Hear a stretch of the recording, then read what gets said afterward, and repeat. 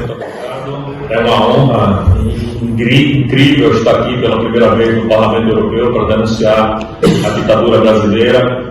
O nosso amigo aqui, o deputado Tanger, ele já sabe perfeitamente bem o que acontece no Brasil, é o nosso aliado aqui na luta para derrubar a ditadura comunista que se instalou no nosso país. Nosso querido amigo deputado José Medeiros também é um democrata que está aqui conosco. Se vocês me permitem, eu trouxe um texto aqui que é rapidinho. Aproveita que não vai ser igual a Paris. Bom dia a todos. Hoje falo com vocês não apenas como alguém que tem vivido uma realidade difícil, mas também como alguém que, apesar de estar fisicamente longe de tudo que eu amo e construí em meu país, carrega a luta pela liberdade de meu povo.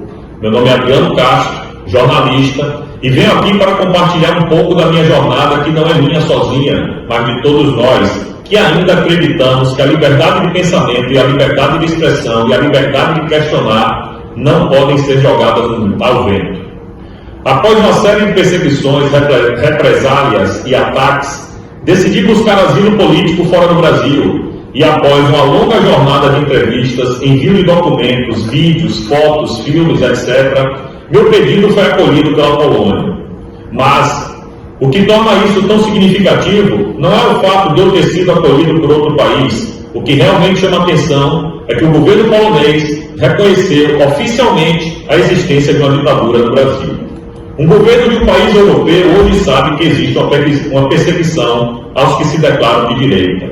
A Polônia, ao me conceder asilo político, fez mais do que me oferecer um lugar seguro. Ela me deu a chance de viver em um ambiente onde as ideias podem ser debatidas sem medo de represálias.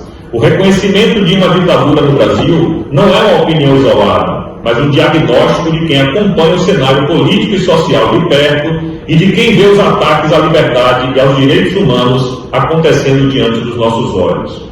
Esse reconhecimento não foi apenas uma validação pessoal para mim, foi na verdade, um grito de alerta sobre a situação que vivemos no Brasil, onde a repressão não é mais um conceito distante, mas uma realidade cotidiana.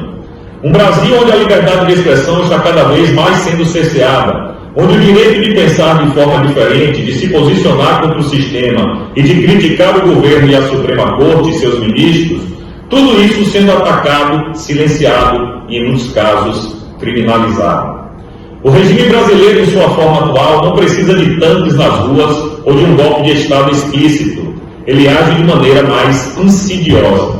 O controle da informação através de gordas verbas publicitárias a veículos de comunicação que dão sustentação ao regime, como a maior rede de televisão do meu país, a Rede Globo, e a censura disfarçada, a manipulação das narrativas e o silenciamento das vozes que discordam, tudo isso é uma forma de ditadura. E quem se atreve a questionar, a expor as contradições desse sistema, se torna alvo. Eu sou apenas um exemplo disso.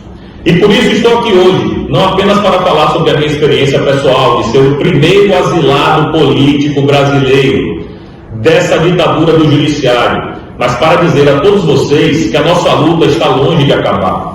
Não importa onde eu esteja fisicamente, a minha missão segue.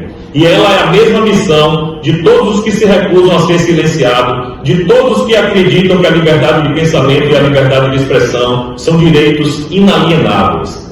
Já denunciei a ditadura no Parlamento francês, na Assembleia Nacional e também no Parlamento português, a Assembleia da República. Agora, com muito orgulho, estou aqui no Parlamento Europeu em Bruxelas para dizer que existe um asilado político brasileiro na Europa. E é porque alguma coisa muito errada acontece no Brasil, também, Também em outubro, irei ao Parlamento inglês e em Londres, e voltarei ao Parlamento português mais uma vez, Sr. Tanger. Estarei lá em outubro também para denunciar, lá junto com o senhor e os nossos colegas do Chile. Tudo isso é um grande esforço para mim, que não disponho de meios financeiros para arcar com todas essas despesas de viagem, mas é uma missão que estou encarando com seriedade e resiliência.